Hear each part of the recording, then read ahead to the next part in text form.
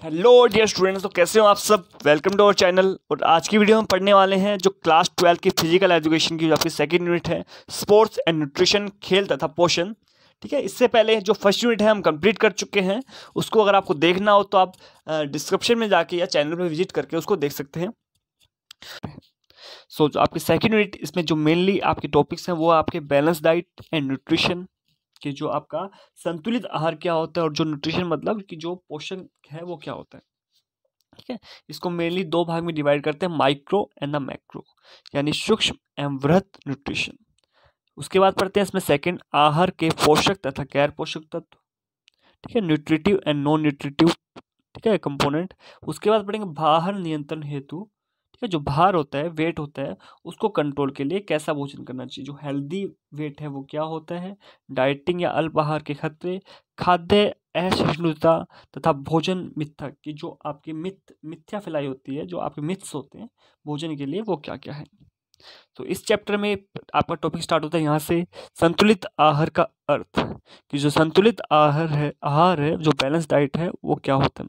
वह आहार जिसमें भोजन के विभिन्न तत्व सही एवं उचित मात्रा तथा गुण में व्यक्ति की आवश्यकता अनुसार हो। ठीक है, यानी वह भोजन, ठीक है, जिसमें विभिन्न तत्व, ठीक है, बहुत बहुत सारे तत्व होते हैं, बहुत सारे कंपोनेंट होते हैं भोजन में, वो सही एवं उचित मात्रा में होने चाहिए। और वो किसके अनुसार, जो व्यक्ति की आवश्यकता है उसके अनुसार होनी चाहिए। मेनली देखा जाए कि जो आपका भोजन होता है उसमें जो रेशियो देखा जाए, प्रोटीन, वसा और कार्बोहाइड्रेट्स, यानी प्रोटीन, जो फैट है और जो कार्बोहाइड्रेट्स है, उसका जो रेशियो है वो आपका 1:4 है।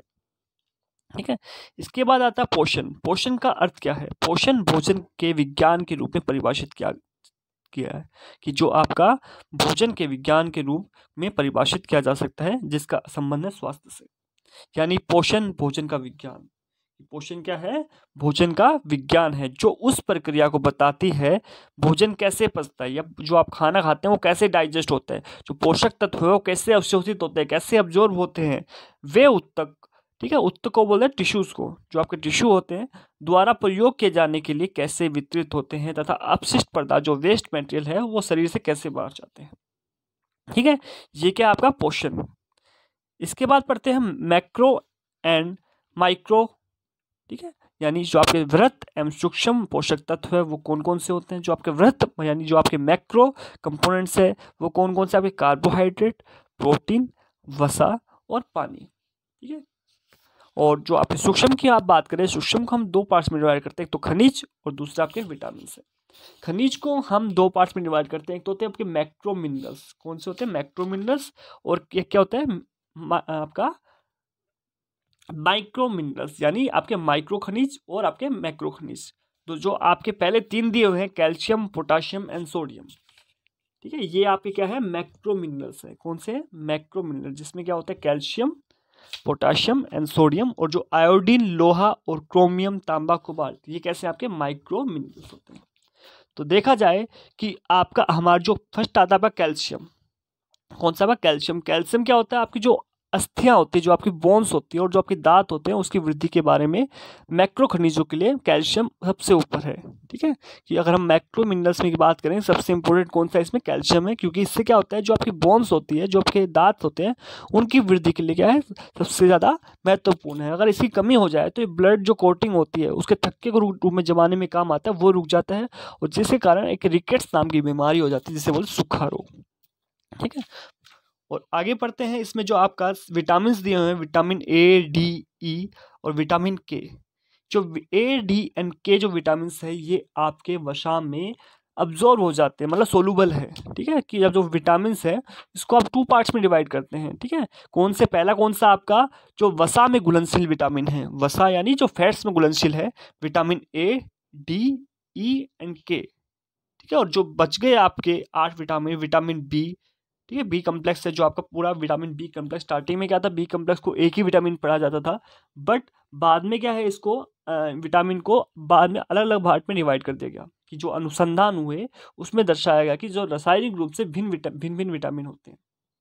ठीक है, तो इसमें जो पहला विटामिन है विटामिन B1 यानी थायमिन। ठीक है, उसके बाद आपका B1, B2, B3, B5, B6 और विटामिन B7 एंड B9 और विटामिन B12 और लास्ट आपका विटामिन C। तो जो आपके येलो कलर में विटामिन दिए गए हैं ये क्या है, पानी में घुलनशील है, ठीक है, पानी में घुलनशील विटामिन।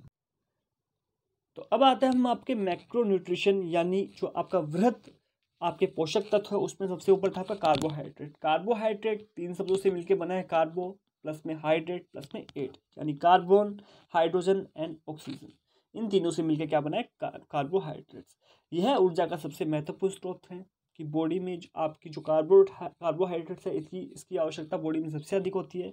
यदि सभी कार्बोहाइड्रेट में हाइड्रोजन के परमाणु या हाइड्रोजन के जो एटम होते हैं वो होते हैं 2, और जो ऑक्सीजन के कितने होते हैं 1, यानी 2:1। जैसे पानी में होते हैं ना H2O कि 2 आपके आइटम किसके हैं, हाइड्रोजन के, और ऑक्सीजन के कितने हैं 1। इसी प्रकार कार्बोहाइड्रेट में भी कि जो आपके हाइड्रोजन कितने होंगे 2 होंगे, और जो ऑक्सीजन कितने होंगे 1 होंगे। कार्बोहाइड्रेट के मेनली 2 टाइप्स होते हैं, एक होता है आपका साधारण कार्बोहाइड्रेट्स, दूसरा क्या होता है आपका जटिल कार्बोहाइड्रेट्स। साधारण में ग्लूकोज, फ्रुक्टोज, लैक्टोज, सुगरकोज, ठीक है, माल्टोज एक्सेट्रा। और जो आपका जटिल कार्बोहाइड्रेट होंगे उसमें होंगे स्टार्च, डेक्सटाइन्स, ग्लाइकोजन और सेलुलस। जो आपके साधारण कार्बोहाइड्रेट्स होते हैं ये टेस्ट में कैसे होते हैं, मीठे होते हैं, और जो आपके जटिल कार्बोहाइड्रेट्स हैं इनका अपना कोई टेस्ट नहीं होता है, ठीक है। साधारण कार्बोहाइड्रेट्स पानी में घुलनशील व स्वाद में मीठे होते हैं। जो आपके साधारण कार्बोहाइड्रेट्स आपने पढ़े हैं, ग्लूकोज, फ्रुक्टोज, ठीक है, ये कैसे होते हैं, क्रिस्टली, जो आपके क्रिस्टलीन नेचर के होते हैं, ठीक है। और वही जो इनका स्वाद कैसा होता है, मीठा होता है। इनको शुगर भी कहा जाता है, जो आपके साधारण कार्बोहाइड्रेट्स है इनको शुगर भी कहा जाता है। वहीं हम बात करें जटिल कार्बोहाइड्रेट्स की तो ये मीठे नहीं होते, न ही पानी में घुलनशील होते हैं। कार्बोहाइड्रेट्स के जो मेनली आपके स्रोत है, यानी जो सोर्सेज है कार्बोहाइड्रेट्स के, वो है आपके चावल, गेहूँ, ज्वार, मक्का, बाजरा तथा चने, ये इनमें कार्बोहाइड्रेट्स पाया जाता है। सूखे मटर, सोयाबीन, मीठे फलों में अधिक मात्रा में कार्बोहाइड्रेट्स पाए जाते हैं। यानी आप कार्बोहाइड्रेट्स का आपको इंटेक करना है तो आपको मेनली ये जो आपके दिए हुए हैं सूखे मटर, सोयाबीन, मीठे फल, इनमें ज़्यादा मिलता है। इसके अलावा अगर आपको कार्बोहाइड्रेट्स चाहिए तो आपको अंगूर, खुमानी, अंजीर, अखरोट, शकरकंद, आलू, केला, शहद, गुड़, चीनी जैसे किशमिश में भी इसकी काफ़ी मात्रा पाई जाती है। तो आगे पढ़ते हैं हम, जो आपका सेकंड है प्रोटीन, ठीक है। प्रोटीन क्या होता है, प्रोटीन कार्बन, हाइड्रोजन और ऑक्सीजन, नाइट्रोजन तथा कभी कभी सल्फर नामक तत्वों से भी बनी होती है, ठीक है। कि जो आपके शरीर में जो प्रोटीन है उसकी भी बहुत आवश्यकता होती है, क्योंकि इसकी वजह से क्या होता है, आपका शरीर का विकास होता है, शरीर में वृद्धि होती है। हम कह सकते हैं यदि शरीर से पानी को अलग किया जाए तो प्रोटीन का शरीर में सबसे अधिक अंश रहता है, ठीक है।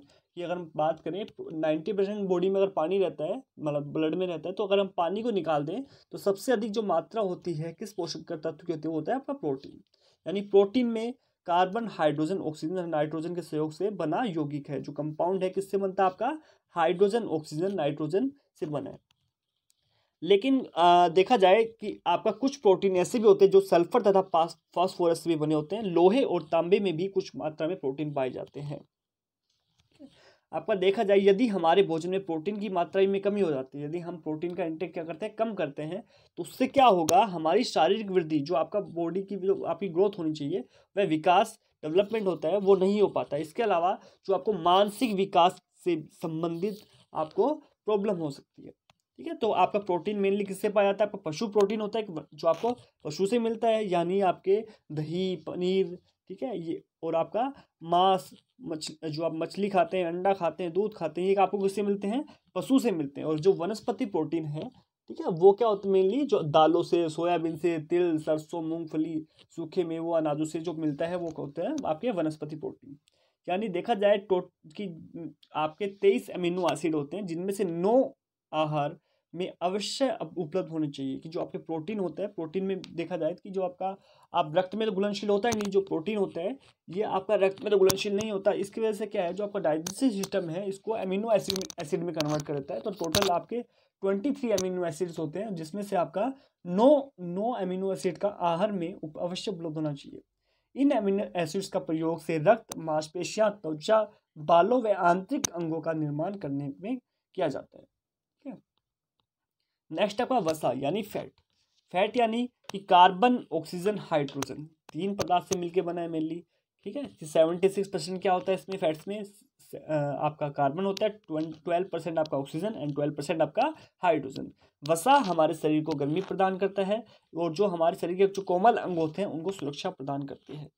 आहार में वसा के 3 भिन्न समूह के होते हैं कि जो आपका देखा जाए, जो आपका फैट्स है, जो आपका वसा है इसके 3 टाइप से है। पहला आपका सैचुरेटेड फैट, ठीक है, उसके बाद पॉली अनसैचुरेटेड फैट और दूसरा क्या है, मोनो अनसैचुरेटेड वसा।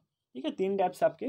तो मेन जो आपका देखा जाए सैचुरेटेड फैट, ठीक है, ये शरीर में सबसे ज़्यादा खतरनाक होता है। अगर इसकी मात्रा शरीर में ज़्यादा हो जाए फैट की, तो इससे आपको जो आपका हार्ट अटैक की जो मेनली प्रॉब्लम होती है वो आपका सैचुरेटेड फैट की वजह से आती है। ठीक है, यदि आप इसका इंटेक ज़्यादा करते हैं तो आपको जो हार्ट संबंधी, जो दिल संबंधी जो बीमारी है वो ज़्यादा हो सकती है। बाकी जो आपके पॉली अनसैचुरेटेड फैट और मोनो अनसैचुरेटेड फैट, इनमें इतनी मात्रा नहीं होती, जो कोलेस्ट्रॉल है इनकी वजह से नहीं बढ़ पाते हैं। नेक्स्ट आपका पानी, जल। ठीक है, तो पानी में आपका पता ही है जैसे H2O, हाइड्रोजन के कितने होंगे, टू एटम्स होंगे और ऑक्सीजन का 1। तो हाइड्रोजन और ऑक्सीजन का अनुपात है इसमें 2:1। रक्त में 90% पानी होता है। तो याद रखिए कि जल का ज़्यादा से ज़्यादा, आपको जैसे गर्मी आती है तो आपको ज़्यादा से ज़्यादा पानी पीना चाहिए। ये पोषक तत्व को शरीर की कोशिकाओं तक ले जाने में सहायता प्रदान करते हैं। ठीक है, नेक्स्ट आते हैं आपके माइक्रो तत्व। हमने जो आपके मैक्रो तत्व थे यानी जो आपके वृहत पोषक तत्व वो हमने पढ़ लिए हैं। अब पढ़ेंगे हम सूक्ष्म पोषक तत्व। इसमें मेनली आपके 2 टाइप के थे, खनिज और विटामिन। ठीक है, ये सूक्ष्म पोषक तत्व में शामिल किए जाते हैं। खनिज यानी मिनरल्स, हमारे शरीर का 4% भाग खनिजों में ही बना होता है। ठीक है, मैक्रो खनिज, इसको 2 पार्ट्स में डिवाइड करते हैं खनिज को, किसमें, एक तो मैक्रो और दूसरा आपका माइक्रो। तो मैक्रो खनिज में होगा calcium, potassium, sodium, magnesium and phosphorus. और आपके माइक्रो खनिज में होंगे आयोडीन, लोहा, क्रोमियम, तांबा और कोबाल्ट। ठीक है, इसके बाद पढ़ेंगे विटामिन्स। विटामिन्स वसा में घुलनशील विटामिन, इसको हम 2 पार्ट्स में डिवाइड करते हैं। एक तो आपका वसा में घुलनशील और दूसरा आपका जल में घुलनशील। तो आपके फर्स्ट क्या है, जो वसा में घुलनशील है वो आपके vitamin A, vitamin D, vitamin E और विटामिन के। याद रखिए कि आप इस वीडियो को देख रहे हैं तो आपके जो MCQ टाइप क्वेश्चन आते हैं, बहुविकल्पी प्रश्न आते हैं, वो भी इससे क्लियर हो जाएंगे। तो याद रखिए जो विटामिन ए होते हैं इसके जो मेन सोर्स है, इसके स्रोत क्या होते हैं, कोड लिवर ऑयल, ठीक है, अंडे, दूध, दूध के बने उत्पाद, आम, पपीता या पीली सब्जियां आदि, ये विटामिन ए के सोर्स है। ठीक है, आंखों के लिए बहुत अति आवश्यक है। उसके बाद है विटामिन डी, ये आपको जो आपका सूर्य की किरणें हैं, ठीक है, फ्री ऑफ कॉस्ट सोर्स है आपका, इससे आप प्राप्त कर सकते हैं। दूध और मछली का तेल। विटामिन ई, इसमें क्या होता है, हरी पत्तेदार सब्जियां, दालें, यकृत, अंडा तथा साबुत अनाज। इस सोर्स से आपको विटामिन ई मिल सकता है। ये आपके बालों के लिए अति आवश्यक है। विटामिन के आपको मिल जाएगा टमाटर, पालक, बंद गोभी, पत्ता गोभी, ठीक है, सोयाबीन, फूल गोभी, गेहूं, अंडे और मीट, इससे आपको विटामिन के प्राप्त हो सकता है। ठीक है, इसके बाद पढ़ते हैं हम जो विटामिन जो पानी में घुलनशील होते हैं। मेनली विटामिन बी कॉम्प्लेक्स, इसको क्या बोलते हैं, विटामिन बी कॉम्प्लेक्स, यानी जो 8 घुलनशील विटामिन हैं, विटामिन B1 या थायमिन, इसकी कमी से बेरी नाम का रोग हो जाता है। उसके बाद है विटामिन B2, इसकी कमी से जो आपका WBC, वाइट ब्लड कार्पसल्स, ठीक है, इसके की रोग निवारण क्षमता, जो आपके रोगों का इलाज करती है, WBC, अगर ब्लड वो क्या होता है उसकी कमी आ जाती है, ब्लड में उसकी क्या आ जाती है, कमी आ जाती है। तो विटामिन B2 का आपका इंटेक करना बहुत ही आवश्यक। उसके बाद आता है विटामिन B3। यह विटामिन व्यक्तियों की स्लेटी रंग के बालों से होने से आपको बचाता है, कि जो व्यक्ति के जो बाल हो जाते हैं स्लेटी रंग, उससे होने से बचाता है विटामिन B3। विटामिन B5, इसकी कमी से प्लेगरा रोग हो जाता है। विटामिन B6, यह विटामिन हीमोग्लोबिन के निर्माण में सहायक होता है। जो आपके ब्लड में हीमोग्लोबिन है उसके निर्माण में विटामिन B6 काफ़ी इंपॉर्टेंट होता है। यह विटामिन त्वचा को स्वस्थ रखता है। इसके बाद आता है विटामिन B7, इसका रासायनिक नाम है बायोटीन, यानी कि इसकी कमी से अवसाद, जो डिप्रेशन की प्रॉब्लम होती है, विटामिन B7 की वजह से होती है। मांसपेशियां खिंचाव, जो आपका मसल्स होते हैं उनमें खिंचाव आ जाता है। एंड वृद्धि, जो उनकी मसल्स में जो वृद्धि होती है उसमें भी कमी आ जाती है विटामिन B7 की वजह से। विटामिन B9, ठीक है, इसकी वजह से जो आपके लिक्विड साइड्स होते हैं यानी शक्तिहीन हो जाते हैं। ठीक है, जो आपकी प्रजनन शक्ति है वो क्या हो जाती है, इससे कम हो जाती है। ठीक, इसलिए आपके विटामिन B9 को आपको अवश्य ग्रहण करना चाहिए। ठीक है, इसके बाद विटामिन B12, इसकी वजह से जो आपकी एनीमिया नामक रोग की कमी हो जाती है। ये ब्लड से संबंधित रोग है कि जो आपको ब्लड की कमी हो जाती है आपसे, एनीमिया। फिर इसके बाद लास्ट आपका विटामिन सी, जो आपके खट्टे पदार्थ होते हैं जैसे संतरा है, नींबू है, इससे आपको विटामिन सी मिलता है। अगर आप इसको कम पाएंगे तो आपको जो आपकी त्वचा संबंधी रोग है यानी स्क्रवी रोग इससे हो जाता है। इसके बाद आहार के पोषक तत्व और गैर पोषक तत्व। हम पढ़ चुके हैं कि आहार के जो पोषक तत्व क्या होते हैं जिनसे आपको कैलोरी मिलती है, गैर पोषक तत्व जिससे आपको कोई कैलोरी या जो ऊर्जा बोलते हैं एनर्जी नहीं मिलती है उसे बोलते हैं गैर पोषक तत्व। तो आपके पोषक तत्व में मेनली आते हैं प्रोटीन, कार्बोहाइड्रेट्स, वसा, विटामिन, खनिज लवण, ये क्या है पोषक तत्व है। और गैर पोषक तत्व जिनसे आपको कोई कैलोरीज जो होती है वो कम मिलती है, ध्यान ठीक है जी, जिनसे आपको ऊर्जा कम मिलती है, यानी फाइबर अथवा फोक, जल, रंग योगी जो आपके कलर कंपाउंड होते हैं, स्वाद योगी जो आपके फ्लेवर्ड कंपाउंड होते हैं खाने में, और पादप योगी जो प्लांट से संबंधित जो आपके कंपाउंड्स होते हैं वो क्या होते हैं आपके प्लांट कंपाउंड्स होते हैं। ठीक है, तो आप याद रखना कि आपके जो पोषक तत्व कौन से और जो गैर पोषक तत्व कौन से। इसके बाद आता है आपका ईट फॉर वेट कंट्रोल। ठीक है, जो आप ईटिंग करते हैं, जो आपकी ईटिंग हैबिट से खाने संबंधित आदत है वो क्या है कि आपका हेल्दी वेट क्या होना चाहिए। तो नेशनल इंस्टीट्यूट ऑफ हेल्थ, ठीक है, उसके अनुसार क्या है जो स्वस्थ भार मतलब 19 से 25 बीएमआई जो बॉडी मास इंडेक्स है वो कितना होना चाहिए, 19 से 20 बीएमआई होना चाहिए। ठीक है, यदि इससे ज़्यादा होता है तो ठीक है वयस्क में यानी मतलब 25 से 29 होगा तो इसका मतलब क्या है कि आपका भार क्या है ज़्यादा है। ठीक है, और अगर 29 से ज़्यादा हो जाता है तो इसका मतलब क्या है आप में मोटापा है। तो ये आपका चार्ट दिया हुआ है लंबाई तथा भार चार्ट द्वारा उचित भार मापने का तरीका कि कैसे आप जान सकते हैं कि आपकी हाइट के अकॉर्डिंग आप में क्या भार होना चाहिए। ठीक है, तो आप इसको पढ़ सकते हैं। ठीक है, तो आप 1 बाय 1 इसको आपका स्क्रीनशॉट ले सकते हैं, इसको याद कर सकते हैं। ठीक है, नेक्स्ट पढ़िए कि जो आपका बॉडी मास इंडेक्स जो आपका मेथड ऑफ कैलकुलेट बीएमआई कि बीएमआई कैसे कैलकुलेट किया जाता है, इसे कैलकुलेट करने का तरीका क्या है, शरीर में जो आपका वेट होता है जो भार होता है वो डिवाइड बाय शरीर की ऊंचाई जो उसकी हाइट है उसको उससे डिवाइड करते हैं, या फिर जो भार को डिवाइड करेंगे ऊंचाई गुना में ऊंचाई से।